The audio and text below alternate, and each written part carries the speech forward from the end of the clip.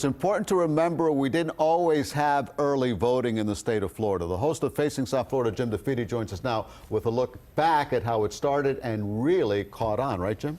It really has, Elliot. You know, it wasn't that long ago, say back in 2000, there was no such thing as early voting. The only way to receive an absentee ballot is if you had a specific reason for not being able to vote on Election Day. Now, in 2008, there were votes in Miami-Dade County, and here they are. Nearly 46,000 votes were cast by absentee ballot, and more than 608,000 were cast on Election Day. In other words, 93% of the votes came in on Election Day. Now, in the wake of the 2000 fiasco, the state was so embarrassed, the legislature approved a system of early voting, and they also expanded absentee voting. You no longer needed an actual excuse to request an absentee ballot. And look at what happened. In 2004, absentee and early voting made up 36% of all the votes cast across the state. Now let's take a look at these. These are the numbers for 2008. The absentee and early votes jumped up and were now about 54% of the votes cast. And in 2012, early and absentee votes went even higher, representing 56% of the votes cast in Florida.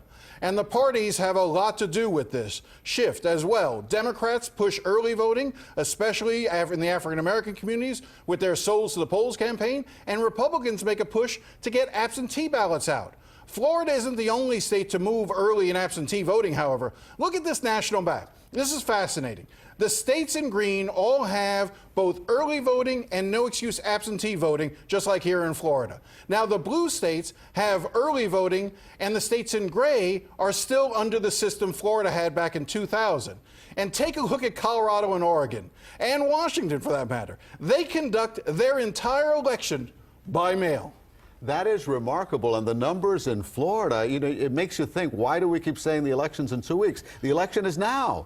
Exactly. That's the point. There's no such thing as election day anymore. We have election weeks. So one of the reasons that's happening now is the big thing with this shift, we could see 60% of the votes cast in Florida before the actual election day. And that benefits the campaigns because both the Republicans and Democrats can start to see who's voting, who's not voting. It makes them a lot, you know, they can target their appeal in the final days and weeks, and it makes for a much more interesting time. And this is when it comes to ground game. If you have a ground game, you can reach out to those voters who haven't shown up yet and get them in, and that's why Hillary Clinton, many believe, have an advantage in Florida. Well, let's just hope, even though people want to vote in the presidential election, they also know that they're voting on so many other issues on that ballot. They have to study that ballot. Absolutely. Jim, thanks a lot. And don't forget that early voting continues every day until November 6th. Polling locations are open 7 a.m. to 7 p.m., and you can find much more on where to vote early by going to the campaign section of our website, cbsmiami.com/campaign2016.